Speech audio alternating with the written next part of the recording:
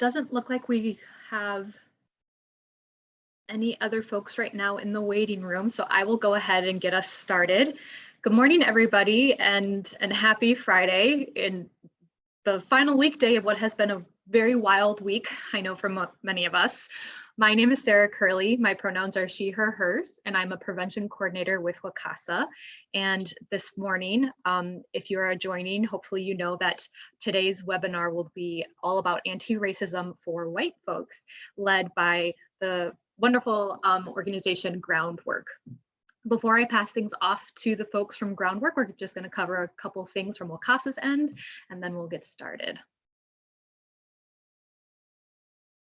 So by now, I think a lot of folks are used to the Zoom housekeeping.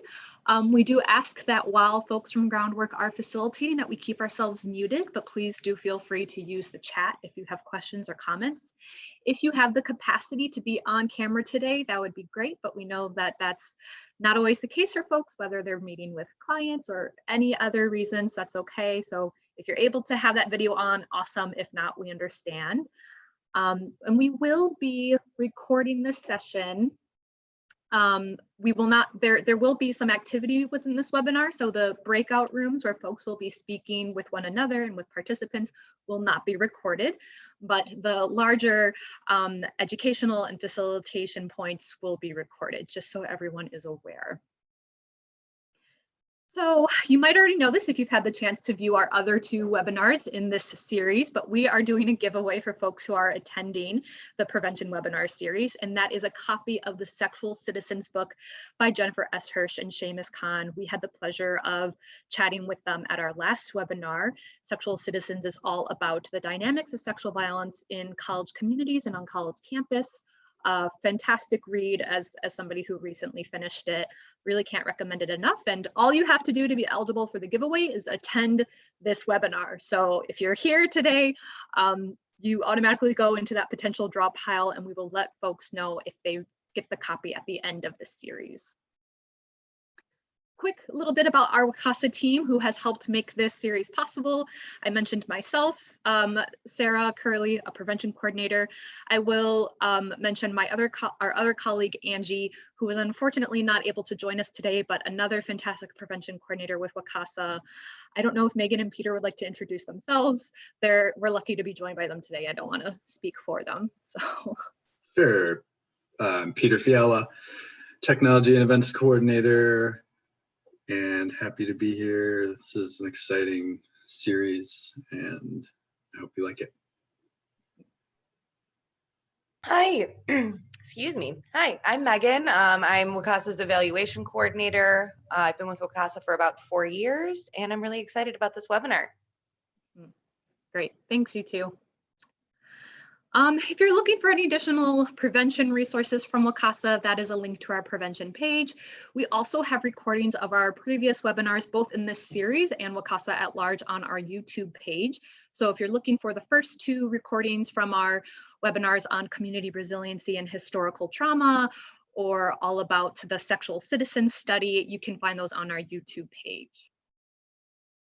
Here's a quick look at some of the other webinars we have coming up as a part of this series. The next one will be on November 20th. It is being led by Partners for Youth Empowerment, and they'll be talking about facilitating in a virtual setting with youth in an engaging and safe way. In December, we also have some fantastic speakers lined up, Tanji Reese and Nubia Pena. So definitely looking forward to those. And one more thing that we would really like to keep in mind as we're going into today's space, which is that this is an opportunity and a workshop for white identified folks. So we acknowledge that talking about this can be difficult and requires honesty, vulnerability, it requires our presence. But this is work for white folks, right? And it is a privilege for white folks to really only have to navigate a conversation and not necessarily to have to navigate the lived experience of racism on a daily basis. And so to be accountable, Black, Indigenous, and people of color are welcome to this space. They are welcome to be present with us today, but we really encourage them to do whatever they need to take care of themselves, and being cognizant that we will be asking our white folks to show up, be present, be ready to dig in, and to be vulnerable. So wanting to hold space for all those that are joining us today. And I believe that is it for us from WCASA. I'm going to hand it over to the Groundwork folks now. I'm going to stop sharing my screen and let them take it away.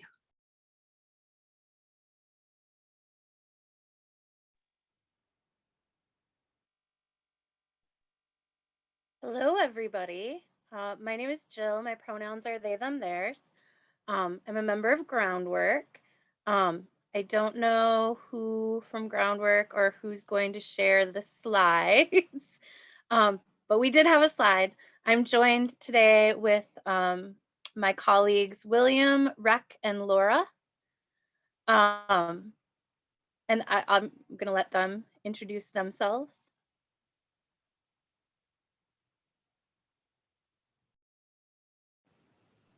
Hi, my name is William. Yep, we can see. Okay, great. Sorry. Hi, my name is William Parke-Sutherland. My pronouns are he, him, his. I have been a member of Groundwork for a couple years, so very happy to be here talking with y'all.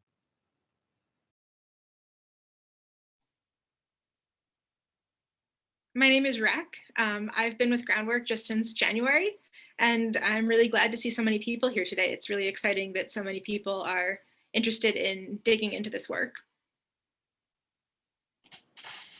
Hi, my name is Laura, and I've been a member of Groundwork for a very long time, but it's so good to see all your faces, and I love when white people show up to challenge white supremacy and racism. So thanks for being here.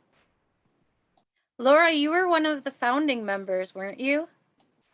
I sure was. All right. So we have a founding member of Groundwork with us today.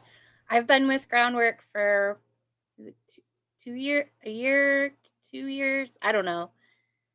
10 years, every time has no meaning. We all know this. But before we get started in talking about what Groundwork is, we would like to do a land acknowledgement. Because we need to acknowledge that we are on stolen land that was once home to Kickapoo, Peoria, Sauk, Meskwaki, Ho-Chunk, Miami, and Sioux tribes. That's for people who are living in Madison or South Central Wisconsin. We want to honor the 12 Native tribes that inhabited land that is now known as Wisconsin for over 12,000 years before they were forcibly removed by white colonizers. We need to honor the rich wealth of Indigenous knowledge that exists today and to acknowledge and engage in preserving the cultures that precede our colonization. We need to do our part to decolonize our lives every day by educating ourselves on Indigenous folks in our state, nation, and world, as well as by recognizing, amplifying, and uplifting the personal and institutional relationships we have with Indigenous folks in our communities. So what is Groundwork? Well, Groundwork is a lot of things. Groundwork is a white anti-racist collective working to recognize and break down white privilege and achieve racial justice in our communities. We are committed to doing work against racism in our daily lives from the heart with dignity, integrity, and radical honesty. Groundwork formed after an anti-racism workshop in the fall of 2004, and we have consistently had 8 to 15 members. Groundwork was intentionally formed by white activists to take responsibility for working with our people, other white folks, in order to challenge racism and white privilege.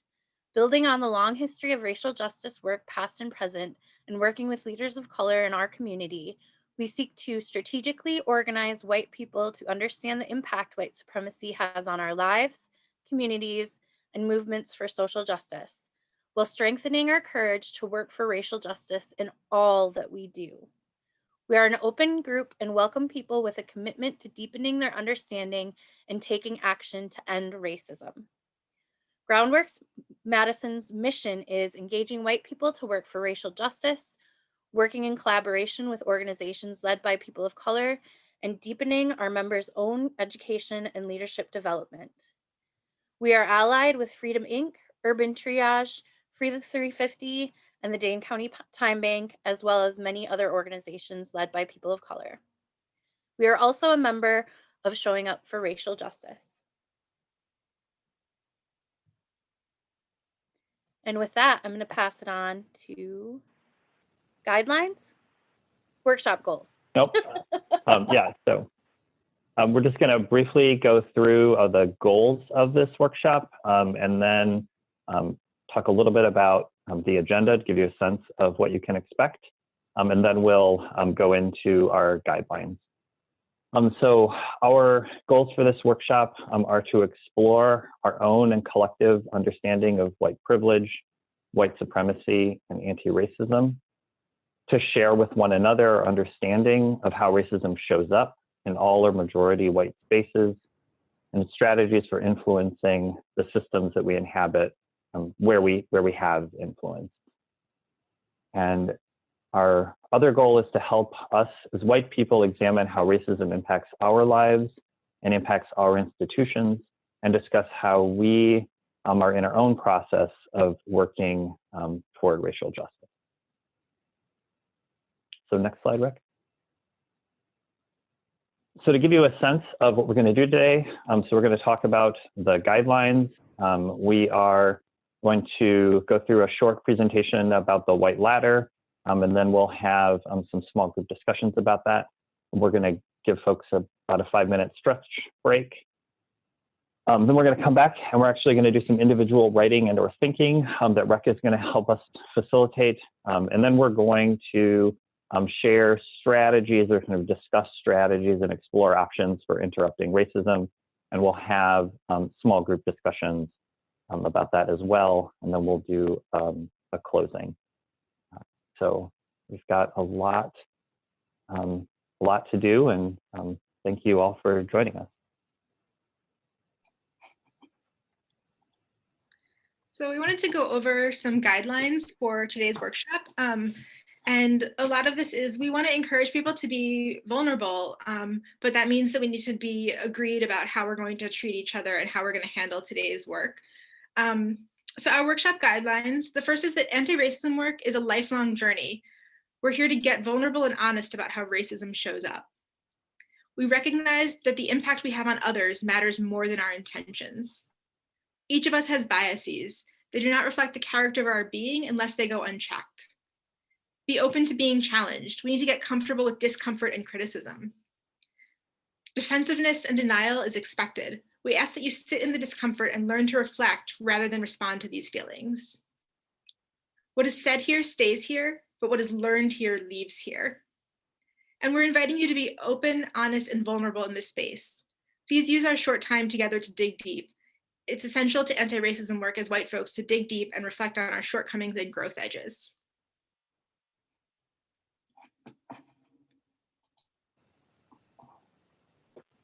So the first thing we're going to talk about is the white ladder, which is kind of a model for how white people can understand our identity as white people within a racist and white supremacy system, and at the same time challenging those assumptions and replacing those assumptions with a positive anti-racist identity. And we're going to kind of zoom through these pretty quickly so we can get into those small group discussions where we can dig in a little bit more. So hopefully this is the document that you all got ahead of the workshop. Hopefully you've had a chance to look through. If you haven't, this is going to be a little quick, and so we apologize for that, but we want to get to those small group discussions. So next slide, Rick. So here is kind of the white ladder in its entirety. One thing to note about this is that while it sort of appears linear, it's not. So you can go. You can move up and down the ladder. You can jump from one stage to another in a day, in an hour, in a week, in a year. And this isn't like a constant journey where you're here and then you move up and then you move up. There's sort of lots of movement in this space. And so the lower down on the ladder the more we are kind of colluding and cooperating and collaborating with racism and white supremacy, and the higher up, the more we are challenging in those spaces. You know, the other, I think, thing to point out sort of broadly that Tema Okun points out is, you know, the movement up the ladder kind of tends to happen as a result of relationships with other white people who are doing this work, and people of color, and information, and finding out information about anti-racism or about white supremacy. So now we'll go through the stages briefly. So the next slide. So the first stage is the I'm normal stage. And so, you know, here we don't really see ourselves as white. We kind of assume racial differences are unimportant, you know, maybe just skin color. We're naive about the connection of power to race and racism. We're naive about the connection of oppression. You know, we don't really have a sense of power analysis, or really a sense of power at all. Probably have little experience with people of color, little genuine experience with people of color. We might believe that people of color want to assimilate, and we see kind of all issues of race and racism on an individual level alone. So the next slide. So this next space, what are you, or the first sort of contact stage. This is probably the stage where we might have our first kind of meaningful contacts with people of color. We kind of notice that they're not like us, you know, so there's research, you know, showing that children as early as 6 months to 3 years really start to have a sense of racial difference, not necessarily racial identity, but recognizing people who are not looking like us. We want to work to make sense of that difference. We want particularly associating the difference with additional information about unfairness or discrimination. We might begin to notice our own prejudices in this stage, or the prejudices of our family, but we continue to see issues of race kind of on an individual level, and we haven't connected that to a sense of power analysis. Next slide.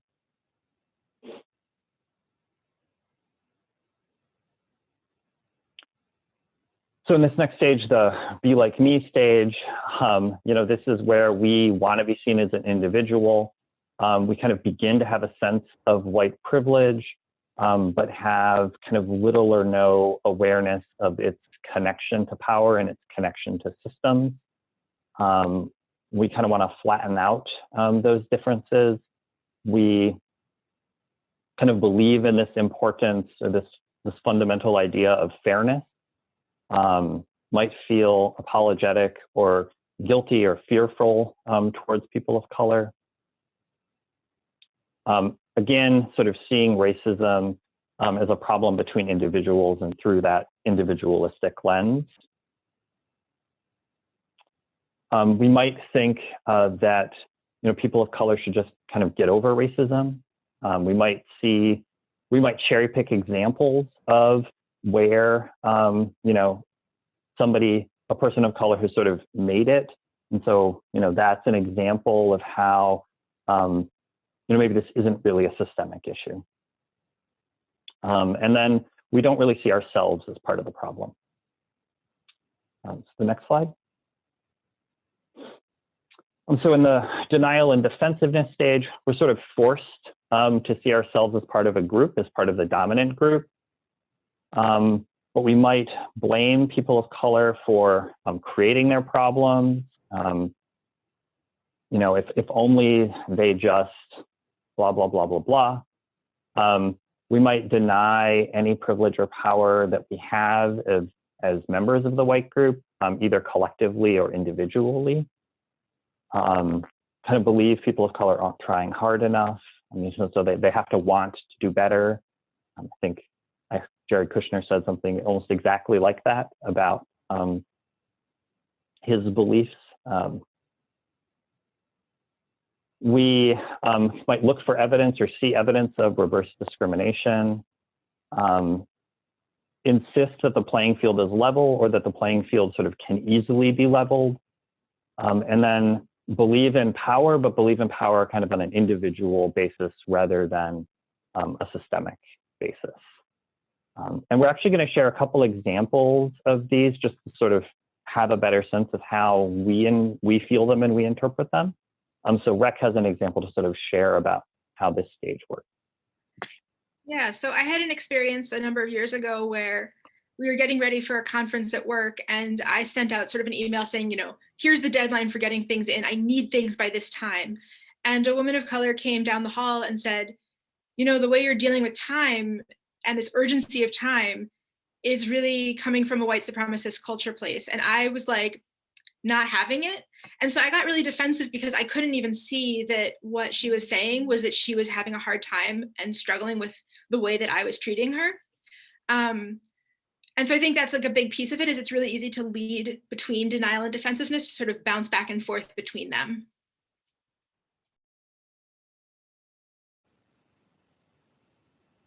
Okay, great. Thank you, Rec.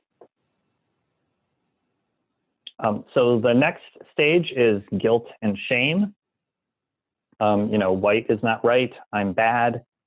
So in this stage, you know, we are really starting to feel and think that racism is a big problem. We're starting to feel that we are a part of that problem. We're understanding at some level either that we're racist or that we are you know, inadvertently or advertently at times contributing to racism or contributing to white supremacy. And we feel guilt and shame about that often, you know, quite deeply. And we might blame people of color for racism or for our feelings as a way of avoiding our feelings of guilt and shame. And we might feel sort of either extremely responsible for racism and see it as like the only issue that we need to be talking about or we need to be dealing with. Or on the other side, we might sort of deny any individual responsibility for racism. So racism is terrible, but I'm not racist because I'm not bad. And we might blame people of color, you know, kind of in other ways. And so I'll give an example here. A few years ago, where I was working, we had a policy that, you know, when we are naming groups, we would make sure that we have sort of another modifier. So we're not just going to say, you know, Blacks, we're going to say Black students or Black Wisconsinites or Black residents or you know, Native American teachers, if that's who we're talking about. So we're very clear about who we're talking about. And I had written something and I forgot to do that. And one of my colleagues who was kind of doing the copy editing and making sure, you know, before it gets posted that everything is right, she came up to me and said, you know, oh, you know, just so you know, you forgot to do this and here's why it's important. And, you know, we have to do this. And I stepped all over myself. You know, I was like, oh, well, you know, yeah, I mean, I wrote this, but actually like my other colleague who is a woman of color, like, well, she helped me write this and she didn't catch that. And so like, you know, I wasn't really trying to do anything and I'm really sorry. And, you know, but also, you know, it wasn't really my fault. And it just kind of got into this like spiral of guilt and shame. And then afterwards sort of took up even more of her time by apologizing to her over and over and over again because I felt so bad. And so, rather than recognize that she was offering me constructive criticism and frankly, showing me some trust by talking to me about why that was important and thanking her, I did sort of all of the opposite things. And that was all sort of for me in that sense of guilt and shame. And because of that, sort of I turned that into, into denial and into blaming somebody else.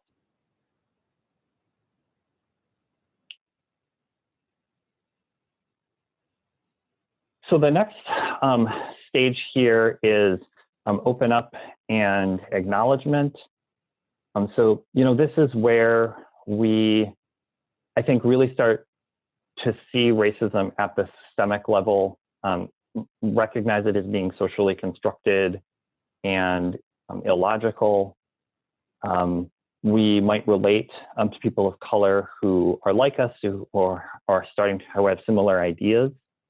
We might often be frustrated by separation, like by caucusing or Black-only spaces or POC-only spaces.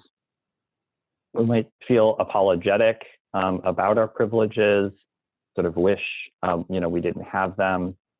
We kind of have a general understanding that racism is a problem.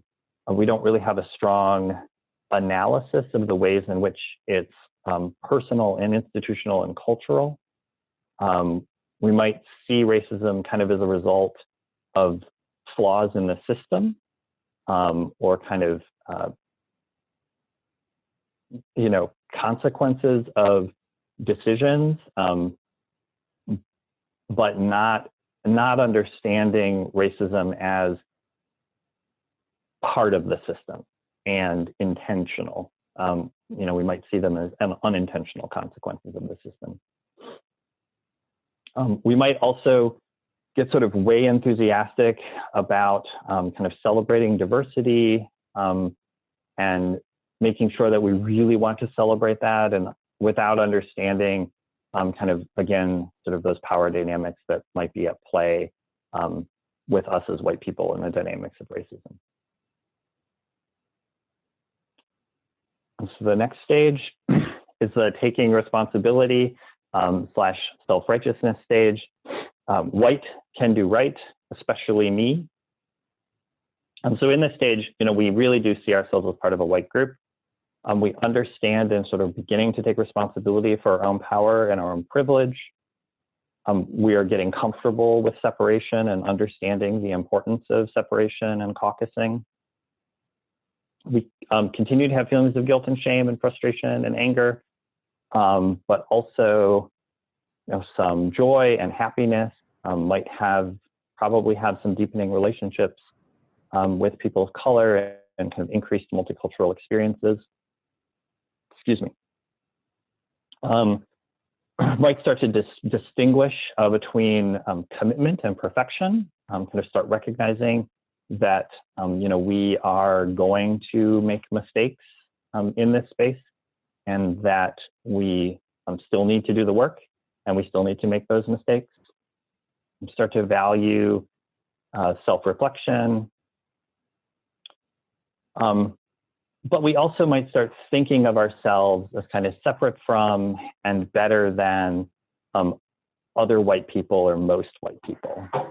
And we might feel our commitment to anti-racism work really deeply, which might lead to, self-righteousness and, kind of recognizing that like, we are better than like those white people. And so there's like woke white people, and then there's like those other white people.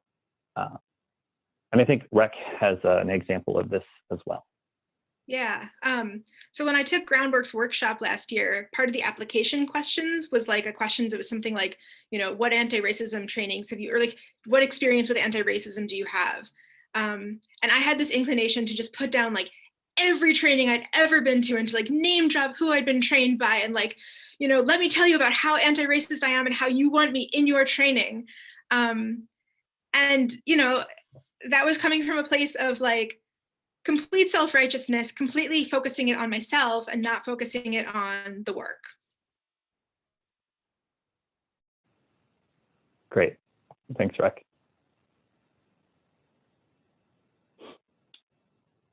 So the next stage is collective action. So here, you know, we are participating in individual and collective action to address racism on both a personal level and institutional level, cultural levels. We're, you know, definitely understanding or definitely have an understanding of systemic racism and power and oppression and sort of the relationship there. We're kind of working to make strategic changes in our communities or in our spheres of influence. We're kind of thoughtful about building alliances with people of color and other white anti-racist activists. We're seeking structural change to address institutional racism, or we're seeing the need for that and working toward it. And we're working collectively with people of color.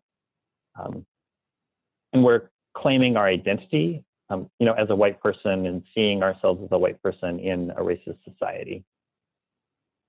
And we admit, again, you know, sort of as well as in the last stage that, you know, this work requires learning from our mistakes and forgiving of us of our mistakes and recognizing that we are making mistakes, and also forgiving the mistakes of others as well, as we sort of recognize that in ourselves.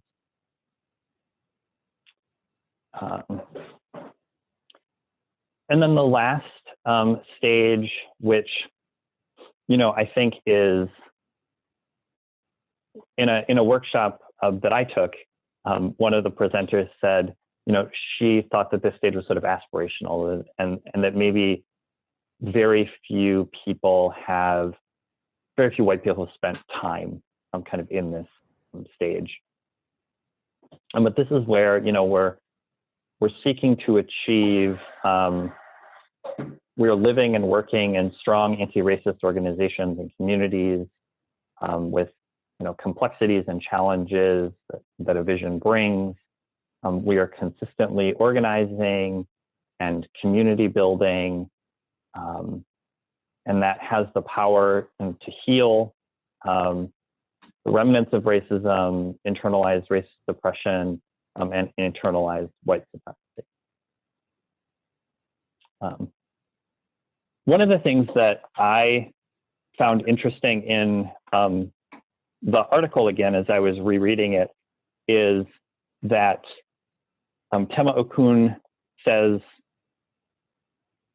you know, that they think that we are, as a nation, sort of the U.S. dominant culture is stuck in this "be like me" stage, you know, because our institutions and our organizations haven't taken responsibility for racism. And, you know, one of the reasons that that's true is to avoid responsibility for the guilt and shame that would come from taking those responsibilities. And so we're not moving into even the kind of denial and defensiveness stage. We're still in this sort of like assimilation stage. I found that interesting after rereading it again and thinking about what's going on over the last 4 years. So Rec, if you can move on to the next slide. One last thing to point out that's important is the white ladder was developed after this model, which is the ladder of empowerment, which I confess I don't know who developed this, and I will try to figure that out. The ladder of empowerment is a ladder that was made kind of by people of color, for people of color, to understand their journey from internalized racism to empowerment. And while it is in no way appropriate for me to stand up here or sit up here and talk about experiences of people of color, I want to make sure that you all understand that the ladder of empowerment came before the white ladder, and that it's important to acknowledge that the ladder of empowerment came first and the white ladder came second, sort of recognizing this and building on it for white people. Next slide. All right. So now we are going to move into some small group discussions. So you'll have about 20 minutes to kind of answer these two questions. And so we will be in small groups with you, and we will help you kind of stay on track and answering these questions with each other. Because there's so many people, we'll be in a space with you for about 7 or 8 minutes, and then we'll have to jump to another group. And so that's the 4 facilitators from Groundwork. So the small group prompts are, which part of the ladder do you identify with most at this moment? And then what keeps you from climbing on the ladder? And I will share that we had a lot of discussion about trying to figure out a word there, because we want to recognize that this isn't linear, and so like moving up on the ladder, moving down on the ladder, so recognizing again this isn't linear, and you can move from those stages kind of all the time, and you can certainly move more than you can jump all around the rungs of the ladder. Sorry to interrupt you, William, but if you hadn't mentioned it, that, small groups, please take a moment to introduce yourselves to each other if you don't know each other, names, pronouns, organizations, because both of our, we'll have 2 small group discussions today, and in both of them, you will be randomly assigned. So, we need to humanize as much as possible in addition to getting very vulnerable today. And I've got the breakout rooms ready. So Groundwork folks are in 1 through 4, and Sarah and Megan are in 5 and 6. So there's a total of 18 rooms. So a few more than we were thinking. So maybe a little bit less time per room, just so you know. Groundwork folks, would you like Megan and I to participate or step into facilitation? I think with that many folks, if you are comfortable stepping into facilitation, that would be great. Can do, no problem. Awesome, thank you. Okay, and if you're ready, I can send everyone to rooms. Just let me know. Yep, I think we're good. Okay, here we go. All right, I think we're gonna do a little bit of 5-minute talk back. If anyone wanted to, from any of the small groups, wanted to share maybe themes or your own personal area on the white ladder, or anything that came up during these small groups. And if you want to put in the chat, just write stack if you'd like to share back, and then we'll call your name. Or are we still waiting for people to come back? No, everyone should be back now. If no one puts stack in the chat, I'm gonna randomly call on people or groups.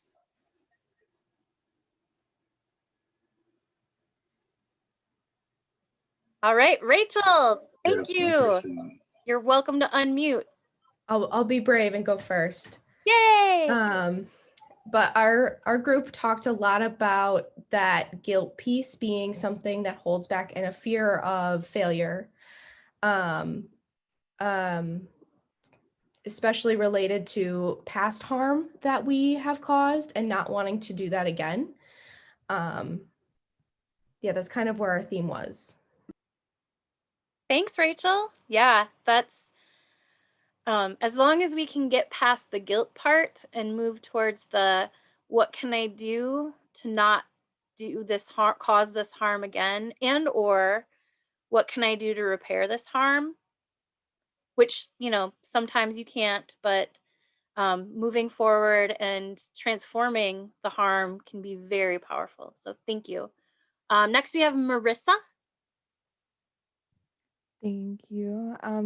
My group talked quite a bit about emotions, like our own personal emotions in the context of this work, particularly frustrations. Like for me, I personally identified myself right now as in the taking responsibility, self-righteousness area right now, just because emotions are high due to this week, due to the context of everything, you know. And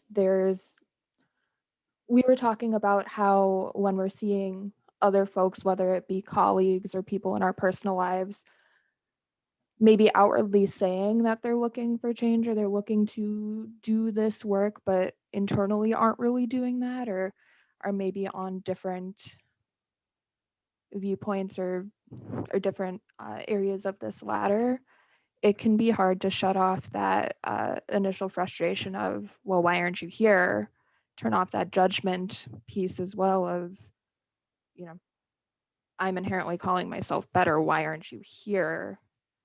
And we had a pretty deep discussion on, you know, instead of shutting out those people or just, you know, either turning the other cheek or trying to do our change our own way separately, it's going to be a lot better in the long run to really take that collaborative approach and say, okay, well, even though we're in different places right now, we still do have this collective goal.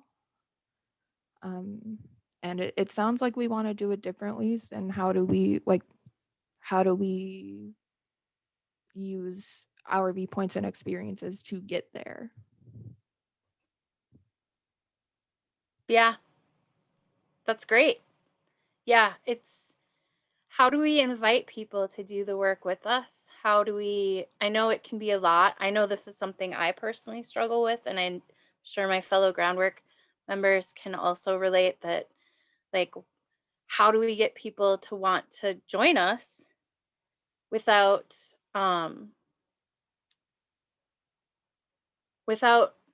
making it more stressful on ourselves, without holding grudges, without thinking of us in like ourselves in terms of like saviors. These are all things that we have to deal with in this work. So thank you, Marissa. And we've got Renee in the stack. I see a question from Casey after that. So Renee, you're welcome to unmute. Thanks. So our group kind of all said in unison, kind of when we were sharing, that we move between guilt and shame, opening up an acknowledgement, and taking responsibility. And I think just kind of that speaks to the climate that we're in. Like, it kind of brings us back down to the guilt and shame, or like we feel some momentum. But I think we also talked about, one of us shared about the situation with Embrace and what they've been going through. And we kind of talked about like how when you're in that collective action and then something negative happens, are you going to stay with it? Are you going to do the hard work and like own up and be like, yeah, no, we're standing behind this? And like, you know, because it is easy for us to like, you know, post things online and then just kind of be like not doing the hard work when we're called on it, or like faced with adversity. So that was kind of like the theme of our conversation. Yes. All of that. I don't even have a comment on it, because that just, yes, amplifying what Renee just shared. So Casey, you said comment on that, bringing the work with us. Did you want to speak on that? Sure. So just going back to what Marissa was talking about, our group was chatting about when we are bringing the work with us into our personal spaces, not knowing exactly how to, like, what prevents us from moving forward sometimes is not knowing how to do that in the most accountable way. So when we're wanting to bring this to our family members and we're wanting to bring new ideas and ways of thinking about just anti-oppression in so many ways, doing that in a way where we are accountable and not doing damage, not doing harm, when we have so much work left to do.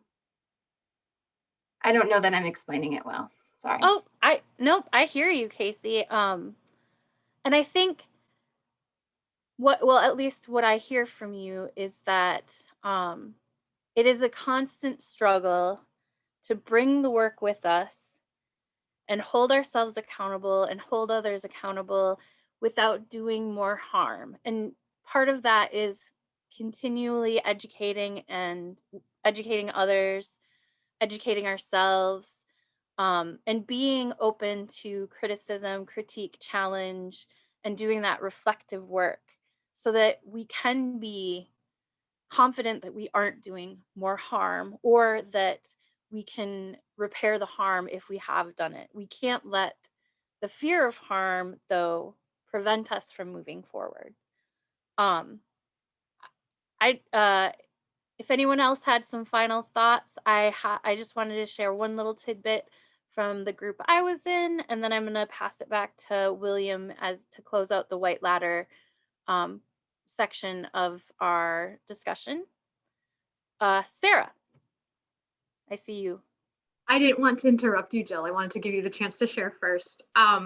Something I heard in our small group, though, that I appreciated was some reflection on how, to jump off of this idea of bringing the work with us, how we also bring it into spaces that are predominantly white, where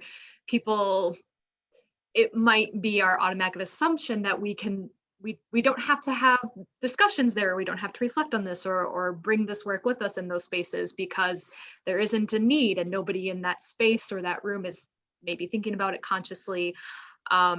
And how that can be challenging, especially depending on the makeup of that group or that space, if it's a community, if it's a work organization, whatever, what have you. But that doesn't absolve us just because, right? And there's just some great reflection on how we can't use the excuse of there's no opportunity to not also always bring it with us, even in spaces that are predominantly white, with folks who are not thinking about this on a daily basis. Absolutely, amplifying that. And that's a good segue to my little comment was, how do we invite people to do this work with us, especially when it's people who are ideologically different from us? How do we make it personal to them? And especially, like you said, Sarah, in spaces that are predominantly white, in spaces that maybe are predominantly white and lower economic status, spaces that are predominantly white and maybe don't think that racism is an issue. And I don't think we have a good solution to that is rote or that we can memorize, but that is the work that we need to continue. I see one more person who wanted to speak, that's Susan, and then after that, I'm going to pass it off to William. I just wanted to add, in our group, we had a really good discussion as well, kind of going off of what Renee said, is in regards to some frustration when you're, I was talking about a prior agency I had worked at many years ago, and, seeing administration and people of power kind of saying the right things in public, or, sending out the right kind of emails or the right kind of, in public speaking or on the news, etc. But then when they're seeing racism within, the agency, with their employees, etc., why that's not addressed. Like, how is this change ever going to happen if you can't address that within your agency? And why it's so difficult and so uncomfortable, and how they can move past that, because there isn't going to be effective change unless they can, make sure that's happening within the agency and they're willing to address that hard, that difficult subject. Yeah, it can be very difficult to, or it is very difficult to deal with barriers to greater change. And also we have to recognize, and this is something that I think Rec touched on, is that we need to try to identify the barriers that we have and work towards how we can approach those barriers, and not get bogged down with all or nothing thinking, because I mean it's cliche, but struggle is part of the process, and all of this work is going to be struggling, is a struggle, and even small amounts of progress are still progress. So I know that can be difficult to think about and realize in the moment, but it is something that, as white folks doing the work of anti-racism, we got to keep at it, even if the progress or the is slow, or if we feel like we're not getting through enough, or there are barriers that we don't know how to overcome. Just keep working through it and keep our climbing through the ladder, and recognizing and reflecting on where we're at, where our organization is at, where our colleagues are at, and trying to figure out how we can move past the barriers that we have. And with that, I'm going to turn it over to William. Great. Well, thanks, Jill. That was a really good closing. So we'll pretend like you said that after what I'm about to say. So, one of the things I wanted to lift up in one of the groups that I was visiting with, somebody said that this is really new to them, and that they're probably on the lower end of sort of the rung in being in a new space. There's some newer ideas, and I just wanted to lift that up, because it's brave to be that vulnerable and be able to say that. And I've also in doing this exercise before, especially with a bunch of white people who sort of identify as doing the work of anti-racism, everybody wants to be, it's a ladder, right? So everybody wants to be at the top, or near the top, or almost near the top. And so, I really wanted to take some space to acknowledge the courage for that person to say that, these are some new ideas, and maybe they're not in the taking responsibility phase or the open up acknowledgement phase, and that is okay. And thank you for doing that and being here. And so we're all here, and we're all in different spaces, and we're all doing the work in different ways, and that's what we need to do. So, and just pretend like Jill summed it up better, because they did after. We're all kind of all over the place. Okay. 5-minute break, right? So now yes, 5-minute break. Get up, stretch, get some more beverage, whatever. We will see you in 5 minutes, and then we'll do some writing/thinking. Thank you. Are we back?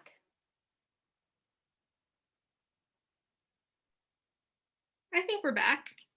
We can get started, and folks can join in. So this next section is about the ways in which we tolerate racism. So when we see things that are happening that are racist and we don't do something about them or say something or address them, one of the things that we're doing is we're demonstrating that we're tolerating that degree of racism. And there's reasons why we do that. Maybe I'm talking to my boss's boss, and if I say something to them, that could end up really badly for me. Maybe I just don't know how to say something, but I want to. So there's a lot of different ways that this manifests, but we wanted to have folks take some time to reflect on your own experiences of how we tolerate racism, because when we're tolerating racism, we're showing that we're tolerating racism. So for people of color who are in those spaces, what they're seeing is us as white people not minding that there's racism happening. And so it's really important for us to think about how we can lower our tolerance for racism so that we can be better allies and really address white supremacy more directly. So we're going to do some writing. I think writing is really helpful for a lot of us. If writing is not helpful for you, you can just spend a few minutes thinking. But I would encourage people to try writing, because I think sometimes things come up when we're writing that don't come up when we're just thinking. So we're going to spend a few minutes on 2 different writing prompts. So the first one is going to be, we're going to take 4 minutes. And this is private writing. This is not going to get shared unless you feel like talking about it with somebody else who's here. We're not going to ask you to read your writing to us. So this is really for you, and for you to start looking at yourself and your own practices and your own challenges. So the first prompt is, what external barriers do you have to challenging racism? So what things around you keep you from challenging racism? So we're going to take about 4 minutes to do this. All right, so we're going to move into another prompt. So pause your writing for a moment.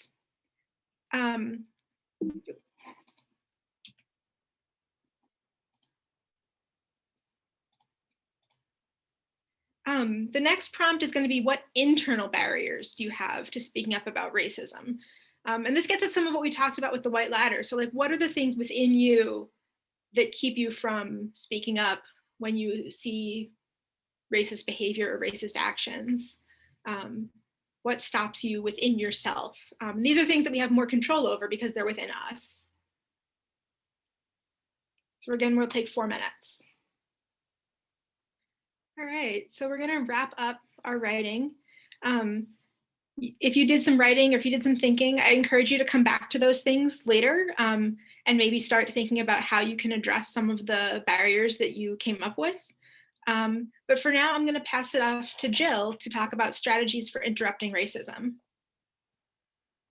Thanks, Rick. I had to turn off my camera because I'm getting the unstable internet connection.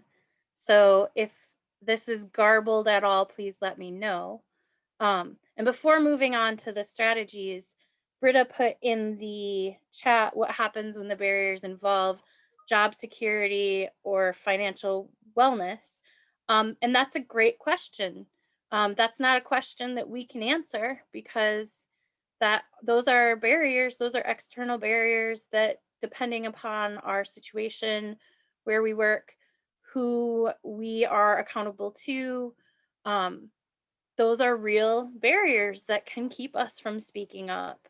In fact, I have an example of a time where I did not speak up because of my job security, financial wellness, that I will share after briefly discussing some strategies for interrupting racism.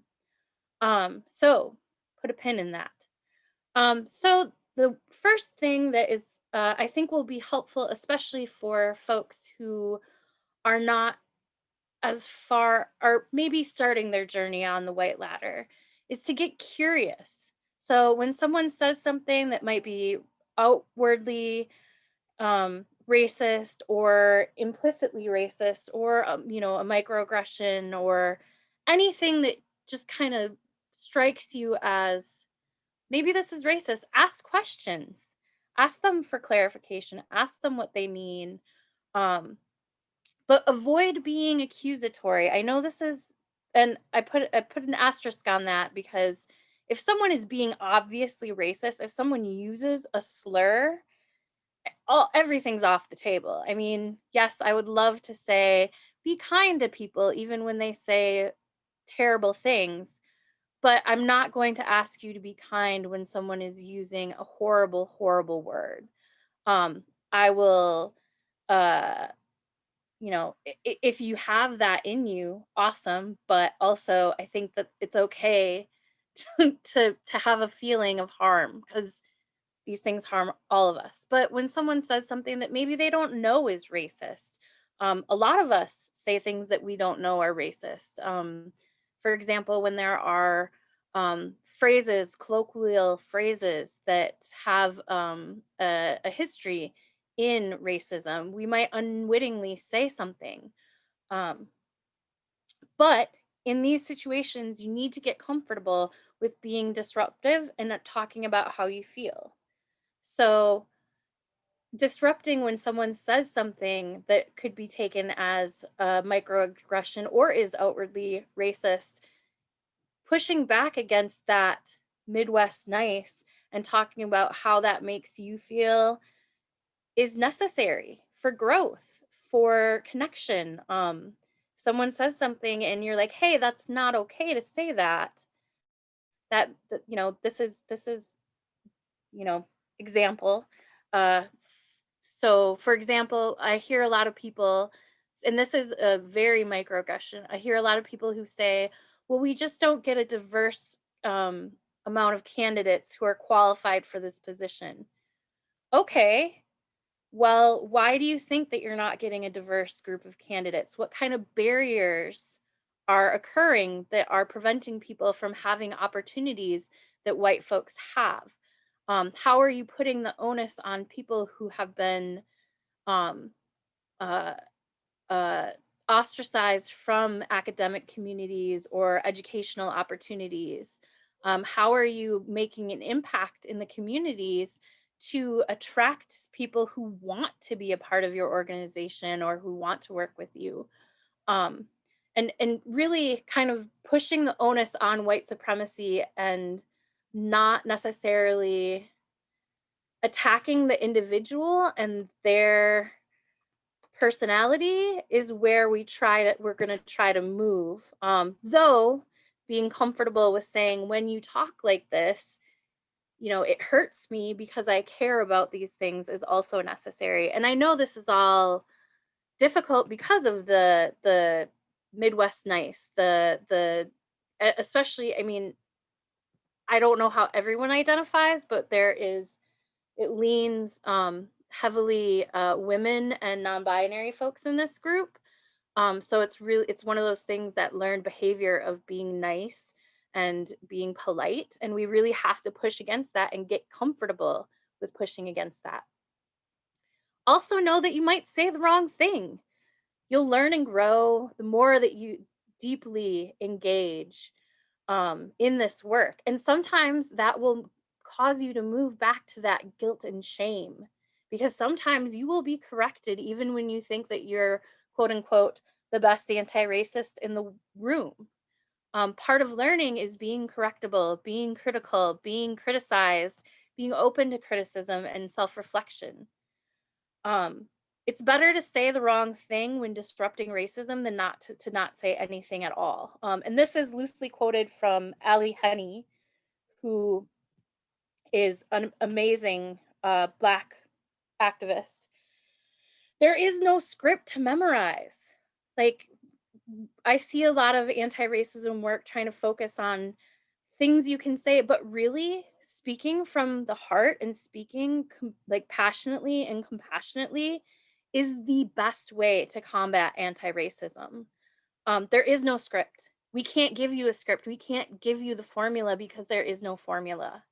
The formula is the work.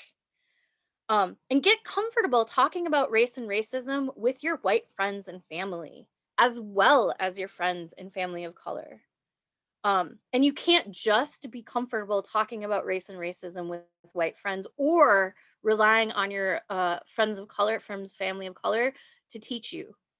you need to do both. Recognize how you act differently in spaces that are predominantly white versus spaces that are multiracial, multicultural, or if you are lucky to be in both predominantly white and predominantly people of color spaces, get comfortable talking. I mean, obviously listen if you're in, listen more than talk when you're in spaces that are predominantly people of color focused on anti-racism, but get confident enough to be able to contribute to the conversation as well. And learn from others and build a network of anti-racism work with your white colleagues. This can help to battle some of those external barriers, because if you're not the only one who's going out and trying to do the work and pushing against your bosses, that gives you more credibility, more ability to try to change some of that internal stuff, which is difficult.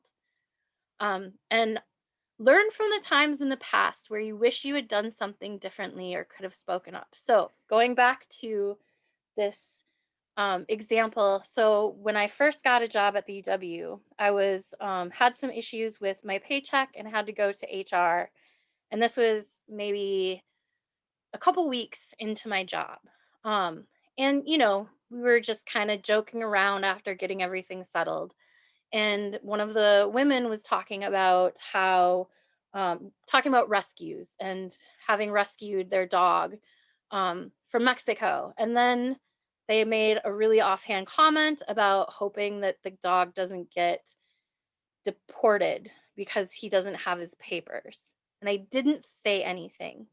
And this was like 4 years ago, 4 years ago. And it still haunts me that I didn't say anything. I didn't speak up, but I didn't think I had the chance to, because these were people who had been in their positions for like 20 years. They were well established. They were in HR. They were above my boss even. But I reflect on it often because I could have said something, and I could have said something that was kind and just asking a question about, like, why would you say something like that about your dog? Like, this is really hurting people. But I didn't. So even acknowledging that issue though is really important, I think. And I've gained power myself from acknowledging, hey, this was a time when I could have spoken up and I didn't. And it was because I was afraid of my financial future. And that's okay-ish. I mean, it's not okay, but it's something I can grow from and something that I can know not to repeat. So I know that we're getting behind on time, so we will be going into our next breakout sessions. So if you want to advance the slide, so these will be shorter, 10 minutes. And what we want you to do is share a time when you wish you would have spoken up, or a time where you wish you would have done something differently. We might only have time for a few people to share, but anything that anyone's willing to share would be great. So breakout rooms. Yep. And just a reminder in this space, this is so people sharing, don't crosstalk and don't tell people what they should have done differently. This is a space for you all to take an opportunity to share, but not sort of criticize each other about how you're behaving or how you should have done something differently. Yes. All right, let me open those rooms back up. All right. Yeah, so we originally, because we didn't know what the timing was going to be, and time goes by real quick, huh? We're going to have a share back. So I guess in lieu of the share back here, if you all are connected in another way, if you work together and have attended this, we encourage you to share with each other times that you wish you would have spoken up, or a time when you wish you would have done something differently.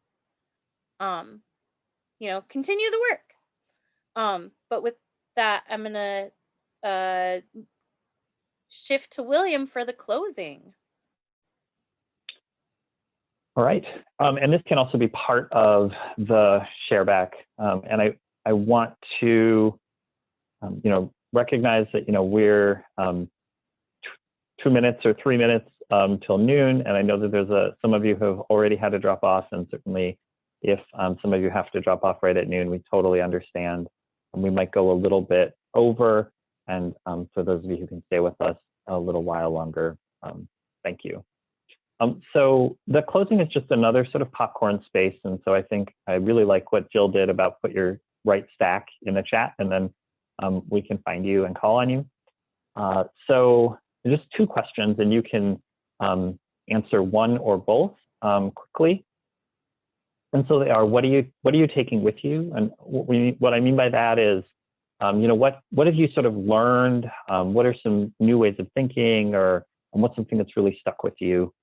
And then what are you planning to give back? So with what you learned, what are you planning to do with that? Or what do you hope to do with that information? Or do you plan to bring that back to your community, or change a behavior, or use that in a different way? So that's the idea of the closing. And so if there are folks who want to offer one or both of those, that would be great. And we'll have time for a few for those of you who can stick around a little past noon. Great, Casey. I was just going to offer this up quick, and then I have to head out. But for me, these are a renewed reminder of the continued work that I need to do. So for me, the sense of belonging is a huge focus, and being reminded of the need to question my ingrained thinking. So in between these sessions and in between these conversations, you fall back into old patterns. And so just that renewed reminder to keep doing that work was really my takeaway. Great. Thank you. I'm going to interject real quick, but other people who can share should share. For anyone with more questions or who wants to connect with Groundwork, you can email us at groundworkmadison@gmail.com. Also, we hold twice weekly discussion groups on anti-racism, which are virtual discussion groups. And we host those via Zoom on Sundays from 3 to 5 p.m. and on Monday nights from 6 to 7:30 p.m. These are open discussion groups, and anyone is welcome to join us. You can find us on Facebook at Groundwork Madison. You can find us, if you want to, I'll put the email in the chat. So if you want to email groundworkmadison@gmail.com, then we can add you to the discussion group list. And anyone else want to share? We have something from Rebecca. Rebecca will always be on the ladder, and that's okay, as long as I continue to work on myself and taking that work out into the world around me. I like your what you added, Karen. My takeaway is not to be fearful of saying the wrong thing. Yes. And also be correctable. Yes, we will always say the wrong thing every once in a while. We created white supremacy, but we don't necessarily know how it functions. So considering we're not people of color, we will never have that lens. So we'll always be learning and unlearning. Even us, even the experts. Experts. If anyone else wants to share, Britta, the need to do some personal healing to address internal barriers. Yes. Well, I wish we would have gotten to that, because healing is very important. That was something that we were discussing in the first discussion group I was in, or at least we were kind of getting to that discussion. Healing, our own healing is important too. And it's important to recognize that white supremacy hurts everyone, even when we benefit from it.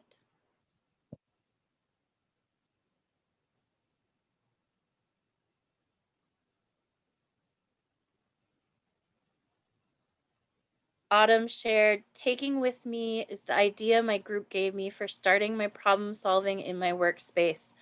And that it's okay to fumble out loud, so don't be scared. I plan on using everything I learned in my personal and work life. You can be scared. It's okay. Yes, I was just about to say that, Jill. Yes, you can be scared. Totally okay to be scared. I am frequently scared. Mm-hmm. And I'm terrified every day. These are scary things to be doing. This isn't easy work, and things that aren't easy can be really scary. It's unfamiliar to most of us to be interjecting and addressing things like racism because it's so ingrained in our society. It really is stepping up and challenging everything that our society is built on, which is scary. Putting yourself out there is scary.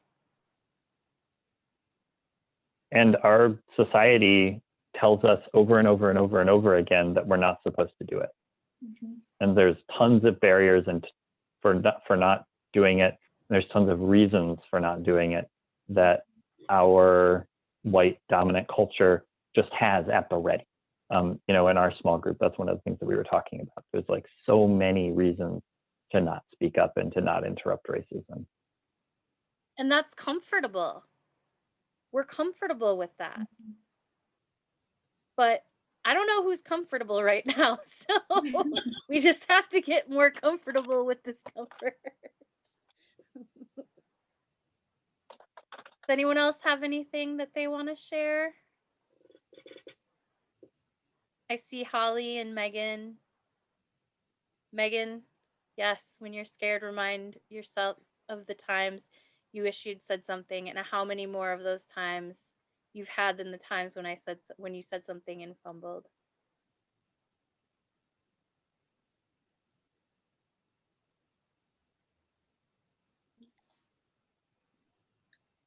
Well, thank you all for joining us. Thank you for giving us your time on a Friday afternoon during a pandemic, during a wild election ride. Please do reach out on Facebook, on email. We would love to see you in our discussion groups. We would love to connect with you personally. We're all needed to do this work. It's continuing work. Groundwork is an anti-racist collective, which means that we are a decentralized non-organization. We operate outside of what many people are used to. So please connect. Like I said in the beginning, we value relationship building. We value community. The only way that we can get to collective action and communities of love and resistance is through building community, through building relationships, through talking to each other, through building an anti-racist network. Thank you, Wakasa, too, for allowing us to come in and make everyone uncomfortable. Thank you so much.